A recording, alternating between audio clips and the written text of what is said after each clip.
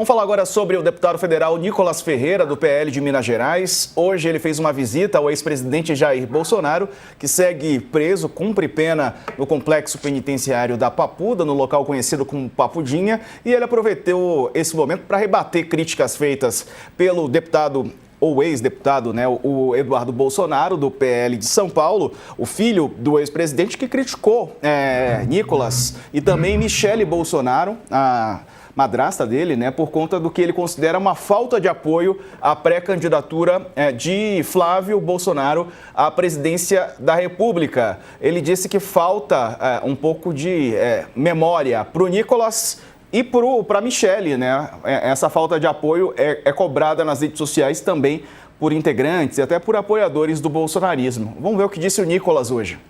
Primeiro que eu discordo que eu tenha amnésia e que a Michele tenha amnésia. Eu me lembro muito bem de todos os anos que eu fui atacado injustamente. E diante das situações, né, que estão acontecendo, nós temos o pai dele preso, sofrendo dificuldades de saúde. Você tem as pessoas do dia 8 presas e precisando da derrubada do veto à dosimetria. Você tem o STF envolvido em diversos escândalos. Você tem o Lula literalmente fazendo de tudo para poder destruir esse país.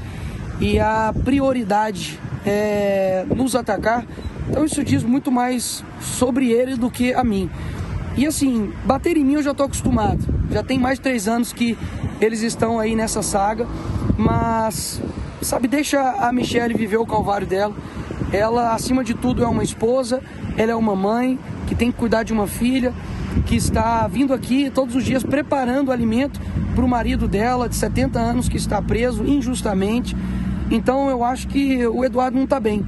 E eu realmente faço questão de não perder meu tempo com essas divergências, porque eu acredito que a gente tem um Brasil para salvar.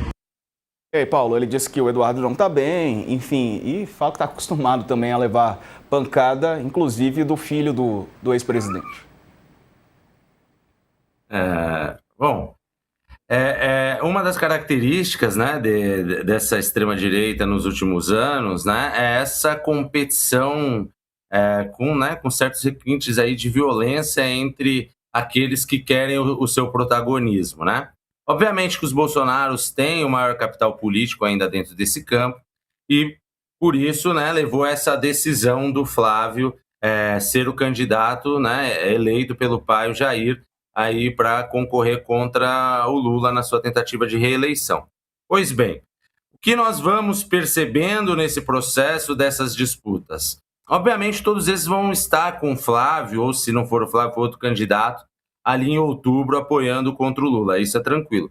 Mas a gente precisa prestar atenção em algumas movimentações, né, com interesses muito já particulares. O Nicolas é um deles. O Nicolas, ele está numa situação, né, ele cada vez mais de uma posição autônoma, não tão próxima do Bolsonaro, exatamente para que, caso o Flávio perca essa eleição, né, e cada vez mais a tendência, então, é que o bolsonarismo seja questionado aí nessas suas lideranças em torno da família, ele tem uma posição ali mais significativa. A Michele, todo mundo sabe que nunca se deu bem com os filhos e, né, nas movimentações do final do ano passado, notava-se que a Michele tinha interesses mais individuais, mais até alinhados ali com Valdemar Costa Neto, numa articulação com o Tarcísio, de quem sabe a chapa dos sonhos ali do Valdemar e do Kassab e de outras lideranças da direitona e do centrão, né, de fazer essa chapa Tarcísio e Michele. Jair, Flávio, Eduardo, todos perceberam, mandaram seus recados, comparando Tarcísio, por exemplo, ao João Dória, com esse papo de gestor, de não fazer política e tal. Então eles vão nessas ameaças, sugerindo que, como eles têm mais capital político, eles podem, né, trazer prejuízos para essas lideranças, como no passado a gente já viu com quem se afastou deles, Joyce Hasselmann, Alexandre Frota, dentre outros, né, dessas figuras ali que tiveram ascensão em 2018, que em 2022 não tiveram tanto sucesso eleitoral. Então, vamos acompanhar, essas ameaças vão ficar para lá e para cá, faz parte do circo. Acho que, da nossa parte da opinião pública, né, a gente também talvez deva pensar o quão relevantes são essas brigas de boteco deles, porque, na verdade, não contribuem em nada para um processo eleitoral e para um debate sobre o Brasil, né, dos seus pontos positivos, dos seus pontos críticos, do que das principais pautas que já estão colocadas, como a questão trabalhista da fim da escala 6x1, né, e de outras questões relacionadas aos nossos serviços públicos, matriz econômica, dentre outras coisas. Verdade, Calil. É importante a gente perceber mesmo, como disse aí o Paulo, né, que a gente não vê que as propostas, né, estão sendo debatidas, né? Não é que ideias de Nicolas contrariam ideias de Eduardo Bolsonaro. Na verdade, eles estão falando da briga pelo poder, né? Na herança do Jair Bolsonaro, quem ficará, apoio a Tarcísio, apoio a Flávio e o que isso representa. Ninguém está muito preocupado em apresentar um projeto de Brasil, né? Aliás, vou fazer uma ressalva, até que tem uma preocupação, ou havia uma preocupação em apresentar um projeto de Brasil, mas o projeto era um projeto golpista, né, que foi barrado pela justiça. Então, acho que é isso, né, parece que não tem muito, do ponto de vista de pensar do bolsonarismo de projeto, muito além disso. O Flávio tem tentado se colocar, né, quando ele fala das vacinas, né, que ele é um Bolsonaro, mas tomou vacina. A meu ver, é quase como que dizer, olha, eu sou um Bolsonaro, mas eu não sou golpista também, né, não vou lidar com teorias conspiratórias, etc. Eu sou um político.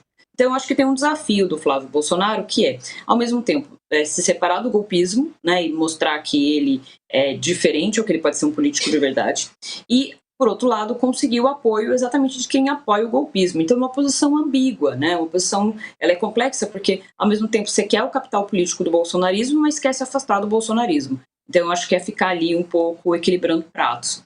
Agora, no caso especificamente, a gente vale notar também que esse tipo de mensagem, né, que a gente vê o Eduardo falando, a gente não vê muito o Flávio Bolsonaro falando, né? Ele não vai lá bater bate-boca com o Nicolas Ferreira, etc. Quem faz isso mais é o Eduardo, que está ali um pouco deslocado, que ficou um pouco carta fora do baralho do ponto de vista institucional. Não estou dizendo do ponto de vista, né, da articulação toda política, mas do ponto de vista institucional está ali um pouco como carta fora do baralho, que não tem nada a perder e está um pouco perdido em termos de posição.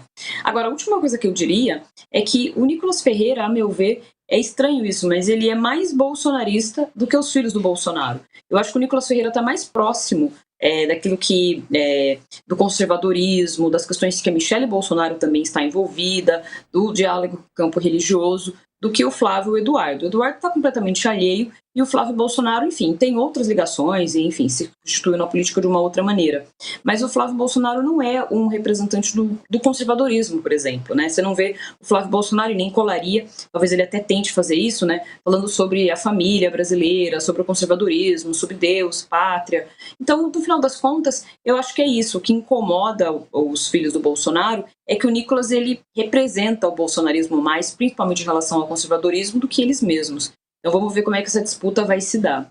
Verdade, Paulo. Agora, você acha que, por exemplo, o Nicolas Ferreira era cotado para o governo de Minas. Parece que ele não queria muito esse desafio agora, né? Ele também não tem idade para concorrer à presidência, mas se coloca como um líder ou postulante a líder da direita e da extrema-direita brasileira.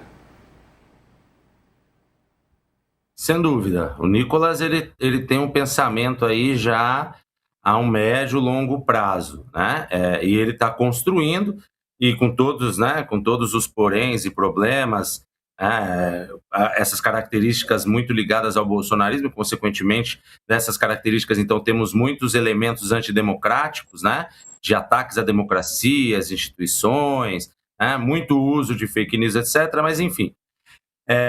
Primeiro que, assim, quem for eleito governador de Minas, e os dados apresentados ontem mostram muito bem, vão pegar um estado falido, né? Um estado que, ao contrário do discurso do Zema, outro bolsonarista e presidenciável ainda, né? O estado que começou com mais déficit no seu orçamento entre todos os do Brasil esse ano. Logo, a tendência, né, é que ele, visando os seus interesses políticos, gaste mais novamente esse ano, né, vai deixar um rombo ainda maior para quem chegar. Então é um grande desafio. Ser governador não é brincadeira também, né? Apesar de não ser o líder do executivo, né, do Pacto Federativo mais atacado, geralmente quem sofre mais cobrança são os presidentes, em segundo lugar os prefeitos, porque estão ali muito mais próximos do eleitorado, mas um governo do Estado ele está nessa posição de mediação, de negociação constante entre esses outros entes federativos e, né, tem desafios de infraestrutura e de manutenção, estabelecimento de políticas públicas de nível nacional e contribuição do municipal muito importantes. Isso quer dizer o quê? Você vai ter menos tempo para ficar nas redes sociais, né, fazendo o seu espetáculo, você tem menos antagonistas visíveis, como dentro da Câmara dos Deputados, no corredores do Congresso, ou entre os palácios de Brasília. Então você tem ali, consequentemente, uma probabilidade de desgaste maior da sua imagem, das suas capacidades de gestão, até porque os deputados no Brasil, eles não têm sua capacidade de gestão testadas, cada vez mais eles só têm a sua capacidade de negociatas e de mandar dinheiro e depois fazer acenos que colocou dinheiro das emendas em alguma coisa. Então, para ele, efetivamente, se tornar governador de Minas agora seria um problema significativo, enquanto a reeleição dele para deputado federal, não tenho dúvida nenhuma que está garantida, e ele virá a ser, consequentemente, uma das principais lideranças de oposição do Lula, caso o Lula ganhe, ou de uma das principais lideranças aí do governo Flávio Bolsonaro, caso o Flávio ganhe. Verdade. E a Michelle nisso tudo, o Calil, porque a gente vê a Michelle também sendo alvo nas redes sociais de bolsonaristas e do próprio filho do ex-presidente Eduardo Bolsonaro. Diego, antes de falar da Michelle, posso fazer um comentário sobre o Nicolas ainda? Opa, claro. Eu acho uma coisa interessante para a gente pensar, até para ponderar sobre essas escolhas, né? Eu concordo com a análise do Paulo, achei ela muito boa, pertinente. Queria fazer um outro comentário complementando isso, que é o seguinte: hoje no Brasil a idade é 35 anos, né, para ser presidente, para se candidatar, né, presidente. Então isso significa que Nicolas não poderia ainda nem em 2026, né, só depois no outro pleito. E aí o que acontece? Aliás, não, minto, em 2034 ele poderia, se na minha conta estiver correta, em 2034. E aí o que acontece? O Nicolas Ferreira já tem falado publicamente, ele disse isso, chegou a dizer isso acho que no ano passado, sobre a possibilidade de ter uma PEC, né, uma mudança constitucional em que reduzisse a idade mínima de 35 para 30 anos. Enfim, é óbvio, né, a razão dele propor isso. Claro, isso aí não é uma coisa que a gente está falando de um projeto que seja factível ou que esteja muito no horizonte. Eu acho que o campo político se alterou muito, mas é uma coisa importante para a gente notar, né? Eu acho que isso mostra muito como é que ele está trilhando um caminho pensando em se tornar um presidenciável, mesmo que isso, enfim, nesse caso ele tem tempo, né? Porque ele pode se preparar para isso, mas de qualquer maneira eu acho importante lembrar dessas questões relacionadas a essa possibilidade, né, que o Nicolas coloca ali de mudança constitucional. Verdade. E a Michelle? Ai, desculpa, Diego, esqueci de responder da Michelle. Quer que eu responda na próxima? Não, vai lá, diga lá. São tantos assuntos, né, que a gente acaba às vezes até, enfim, não dá nem tempo de falar tudo. Michelle Bolsonaro, eu nunca subestimo a Michelle Bolsonaro. Eu acho que o Nicolas Ferreira e a Michelle Bolsonaro são de fato os principais, e aí eu vou falar herdeiros, não no sentido de transferência de voto do Bolsonaro, dizer vote em mim, ou de necessariamente eles terem força política para isso, mas em termos de, vamos dizer assim, ideologia do bolsonarismo, né? Se a gente pode dizer que existe uma espécie de ideologia ou de um núcleo, né, ideológico do bolsonarismo, quem representa hoje esse núcleo ideológico é a Michelle e o Nicolas. Então isso é uma questão. A outra questão é se vão ter apoio do Jair Bolsonaro, se o Jair Bolsonaro quer, e aparentemente não, né? É outra história. Mas o fato é que eles representam o bolsonarismo do ponto de vista daquilo que mobiliza o bolsonarismo nas suas bases populares. Então a Michelle, ela tem um papel muito relevante, eu acho que ainda nessas eleições, independentemente dela concorrer ao Senado, à presidência ou nada, a Michelle Bolsonaro é uma figura que ela é muito relevante, muito importante para o bolsonarismo, porque principalmente ela vai dialogar com mulheres, com um campo conservador mais amplo, de homens e mulheres e jovens. Então a Michelle Bolsonaro não é uma figura que você pode, digamos, não prescindir do seu apoio, né? Então eu acho que a Michelle Bolsonaro é uma figura muito relevante, independentemente da posição que ela vai ocupar na política institucional, do ponto de vista de base popular. Ela, assim como Nicolas, são figuras importantes. E vale ressaltar que Nicolas Ferreira e Michelle Bolsonaro, eles, eu não sei o quanto isso publicamente é diferente da relação privada, mas pelo menos publicamente aparecem muito alinhados, né? Como se eles estivessem como uma chapa, digamos assim, fechada entre si, e isso tende a dar mais força, porque são dois nomes relevantes com muita força, que unidos podem sim causar problema para o Flávio Bolsonaro.